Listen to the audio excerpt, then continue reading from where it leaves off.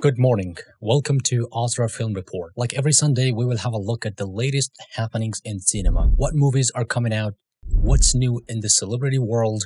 What is going on at the box office? First up in the news, rumor has it that Netflix and Paramount are trying to buy Warner Brothers company.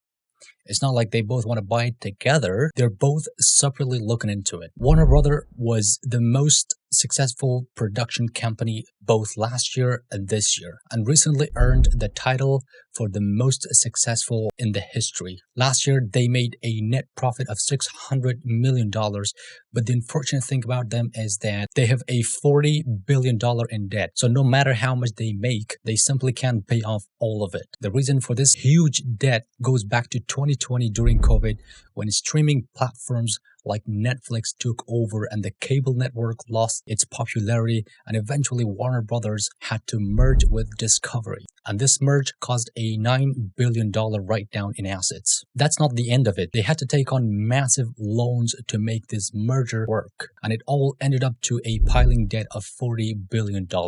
Warner Brothers is such an expensive company that if Netflix wants to buy it, they will face serious cash flow crisis. The only way Netflix could pull it off is by taking out a huge loan and giving Warner Brothers shareholders a stake in Netflix. That's why Paramount probably has a better shot. They have stronger financial backing, so it's easier for them to get loans. Plus, Warner Brothers seems more willing to take share in Paramount instead of cash. Now, there's one more reason why Paramount has a better shot, and it comes to the way and the strategy that Netflix and Paramount release the movies. Netflix doesn't like to release them in theaters, but Paramount does release them in theaters, which is what Warner Brothers want. Even if this rumor turns out to be true, it'll probably take them 2 to 3 years to close the deal. Now, can you imagine valuable franchises like DC Universe, Harry Potter, Lord of the Rings, Friends, you name it, all ending up with Netflix? For the next update, we'll check out some new movies. Martin Scorsese showed up on the red carpet of this movie called One Battle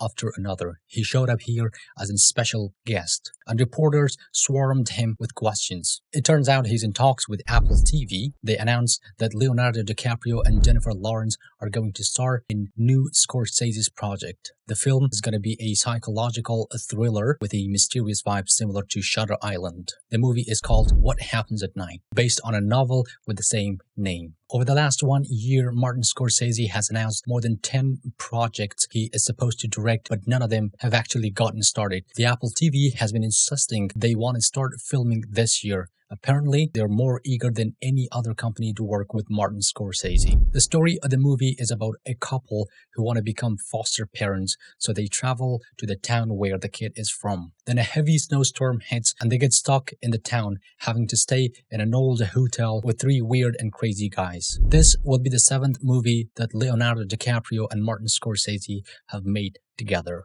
After this news came out, another story caught media's attention.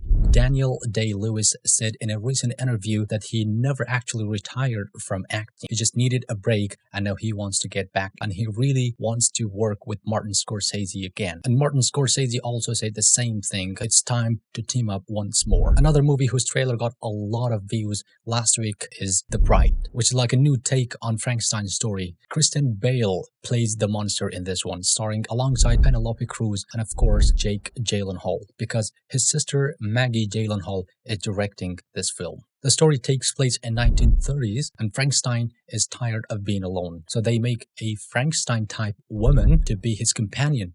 And now these two weird creatures are walking around the city and causing chaos. The movie is supposed to be released on May 6th in the theaters next year. There was some interesting news about actors who are going to be cast for new roles. The strangest and the most headline-making news was about Warner Brothers. Apparently, HBO is holding auditions to cast actors for the role of Lord Voldemort, and they are testing both male and female actors for the part. Next up in the news, a lot of people are worried about James Bond, but Denis Villeneuve finally broke his silence and said that as soon as the filming of Dune Part 3 wraps up, they will start working on casting James Bond. He mentioned there are still about 3 months left of filming Dune Part 3. He made it clear that after Dune, he will be making James Bond movie, and he emphasized that Bond will definitely be a man and that a British actor will play the role. He didn't say and mention anything about the skin color of the actor. A lot of experts believe that Austin Butler will play the villain in the new James Bond movie. The answer will be a massive yes. I would deeply love to one day make a James Bond movie. And Bryan Cranston is also in talks to play the main villain in season 2 of Dexter Resurrection series. We have talked many times in the news about how successful season 1 was. Filming for the season 2 is supposed to start in 2026 and it will be released in 2027. Matthew McConaughey also did an interview where he said that he is interested in acting in the new Barbie movie. He said that he's really serious about it and he has already talked to Margot Robbie, who is the producer of the new Barbie movie. What's more interesting is that he said he doesn't want to just play an average Ken, he's actually negotiating to play the King of Kens. The next news is about the world of Mad Max. Most of the recent Mad Max movies flopped at the box office. Even Furiosa, which came out not long ago, ended up losing money. These new Mad Max films either don't make any profit or actually lose money. That's why Warner Brothers is trying to turn the new Mad Max movie called Wasteland into a series. This movie was supposed to be a prequel about Mad Max's character and had a big budget planned. Because of that, the company handed the script over to HBO Max to handle it as a streaming project. George Miller, who directed all the Mad Max movies, wasn't very happy about this, so he backed out and won't be directing the series. But he will still be involved as a producer. Tom Hardy probably won't be coming back to play the lead role since his schedule is totally packed. There was also some news from Warner Brothers about Batman. If you watched last week's video, I talked about how the villain in the new Batman movie hasn't appeared in any previous films. It's a brand new, never-before-seen villain pulled straight from the comics. This week, Matt Reeves provided more information saying that after writing the script, he gave it to Robert Pattinson. He said that both Robert and him are confident that this new movie they are making is way better than the first one. The story focuses a lot more on Bruce Wayne, unlike the first film, which was mostly about Batman himself. As the last update on the coming movies, Avengers Doomsday finally wrapped up filming last week after 6 months. But here's the weird part. The script is still being revised. This means they will do some reshoots or extra filmings to fill in the gaps. The movie is supposed to come out next year, so they have a lot of time to make whatever changes they want in the script or in the editing. Let's move on to the celebrities. About 400 celebrities released a statement condemning Jimmy Kimmel's firing. In an unprecedented move, boycotted Disney. They said they wouldn't act in any Disney movie or shows until Jimmy Kimmel got his job back. After the boycott, Disney's stock dropped by 7% and the company's value fell by nearly $4 billion.